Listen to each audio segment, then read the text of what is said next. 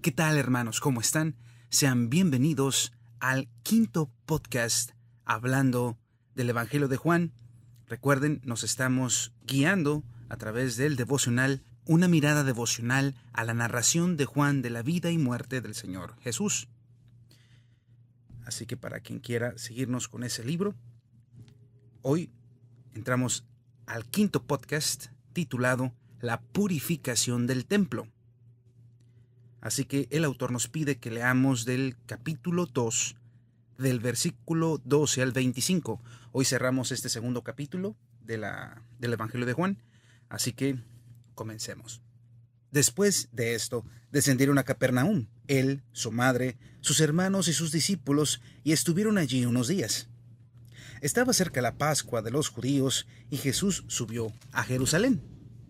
Halló en el templo a los que vendían bueyes, ovejas y palomas, y a los cambistas sentados. Hizo un azote de cuerdas, y los echó a todos del templo, y a las ovejas y los bueyes, y esparció el dinero de los cambistas, y volcó sus mesas. Y a los que vendían palomas dijo: «Quitad esto de aquí, no hagáis un mercado de la casa de mi padre». Entonces sus discípulos se acordaron que está escrito: «El celo de tu casa me consumirá». Los judíos le preguntaron: «¿Qué señal nos das de autoridad para hacer esto?» Jesús respondió: «Destruid este templo, y en 3 días lo levantaré». Replicaron los judíos: «En 46 años fue edificado este templo, y tú lo levantarás en 3 días». Pero él hablaba del templo de su cuerpo. Por eso, cuando Jesús resucitó de los muertos, sus discípulos se acordaron de que había dicho esto, y creyeron en la Escritura y en la palabra de Jesús. Mientras estaba en Jerusalén, en la fiesta de la Pascua, muchos creyeron en el nombre, al ver las señales que hacía. Pero Jesús no confiaba en ellos, porque conocía a todos. No necesitaba que nadie le dijera nada acerca de los hombres, porque él sabía lo que hay en el hombre. Así es, estamos hablando de la parte final del capítulo 2. Respecto al comportamiento de nuestro Señor Jesús, a la actitud de nuestro Señor Jesús que tomó en el templo. Bien, el autor nos dice: de Caná de Galilea, Jesús fue a Capernaum y eventualmente a Jerusalén para la Pascua. La Pascua era una celebración anual de la liberación de los judíos del cautiverio de Egipto. Traía a los judíos a los alrededores de Jerusalén. Venían a ofrecerle sacrificios al Señor y agradecerle por la liberación de su pueblo. Por causa de la distancia que había que recorrer, algunas personas elegían comprar los animales requeridos para el sacrificio al llegar a Jerusalén, en vez de llevar a los animales con ellos en el viaje. Para comprar sus animales sacrificiales, la gente necesitaba cambiar el dinero de ellos a la moneda local. Por esta razón, el templo se llenaba de cambistas de dinero y comerciantes de ganado, ovejas y palomas. Estos cambistas de dinero y estos comerciantes eran una parte importante de la celebración de la Pascua. Usted puede imaginarse la escena delante del Señor Jesús cuando Él arribó al templo en Jerusalén. Cuando Él entró en el templo, Él vio el patio lleno de ganado, ovejas y palomas. Quizás Él observó a los comerciantes intentando promover el negocio al clamar a los transeúntes. Los cambistas de dinero habían establecido sus mesas y ellos también estaban haciendo negocio. Jesús no estaba satisfecho con lo que veía. La Biblia nos dice que él hizo un látigo de cuerdas que entró en el patio y comenzó a expulsar al ganado, las ovejas y las palomas. Él volcó las mesas de los cambistas de dinero, echando a volar su dinero por todo el piso. En todas partes había una confusión multitudinaria a medida que el ganado, las ovejas y las palomas corrían de un lado a otro tratando de encontrar vías de escape. Los comerciantes probablemente salieron en persecución de sus animales. Los cambistas de dinero probablemente gateaban para recolectar el dinero que había estado en las mesas que el Señor había volcado. Mientras recogían el dinero, quizás tenían que evitar ser pisoteados por el ganado y los comerciantes que corrían tras ellos para traerlos de regreso a sus rediles. Por encima de todo esto estaba la voz enojada del Señor gritándoles a los comerciantes y a los cambistas de dinero, diciendo: «Quitad de aquí esto y no hagáis de la casa de mi padre casa de mercado». ¿Cómo explicaremos la actitud de nuestro Señor Jesús en este pasaje? Mateo 21:13 nos puede ayudar a comprender por qué estaba Jesús tan enojado aquel día. Vamos a revisar Mateo 21:13. Muy bien, dice: y él les dijo: escrito está, mi casa será llamada casa de oración, y vosotros la habéis convertido en cueva de ladrones. Bueno, aquí ya nos da otra explicación Mateo, la está llamando cueva de ladrones. ¿Qué vio Jesús cuando llegó al templo aquel día? Él presenció la comercialización de una festividad religiosa. Los comerciantes habían venido a la celebración de la Pascua para ganar dinero. La Pascua había perdido su significado.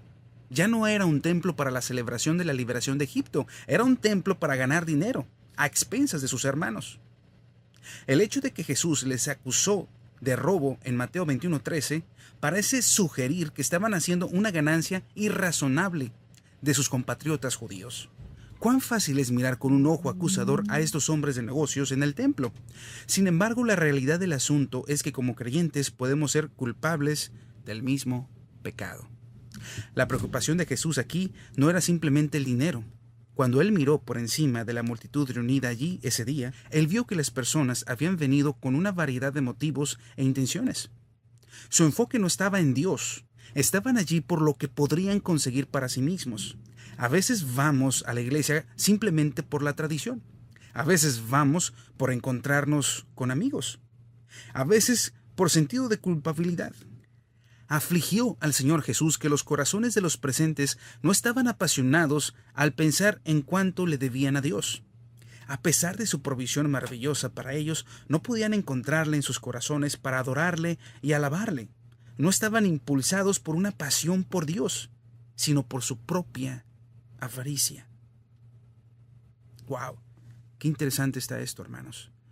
Sobre todo porque muchas veces, como dice el autor, vamos nosotros impulsados a hacer amistades, vamos nosotros impulsados a, a quedar bien, quizá no con Dios, sino con los hermanos, o voy a la iglesia porque si no los hermanos me van a decir algo, o ya no me van a tener confianza, pero no vamos por la motivación correcta, que es ir a adorarle, alabarle al Señor, ir a darle gracias por todo lo que por todo lo que Él nos ha dado.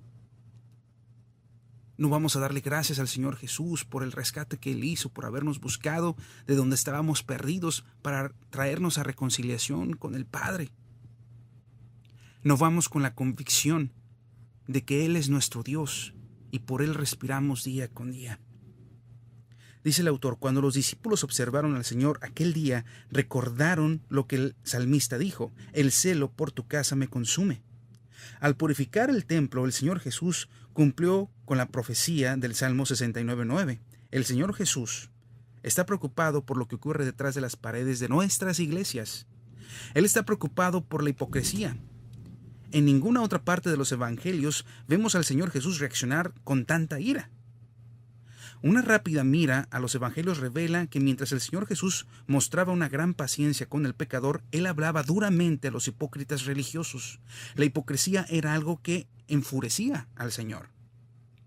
Los líderes judíos presentes le preguntaron a Jesús con qué autoridad Él estaba haciendo todas estas cosas. Pidieron una señal para probar su autoridad. Andaban buscando sus credenciales. Si Él venía de Dios, Él podría probar esto demostrando el poder de Dios en una forma clara.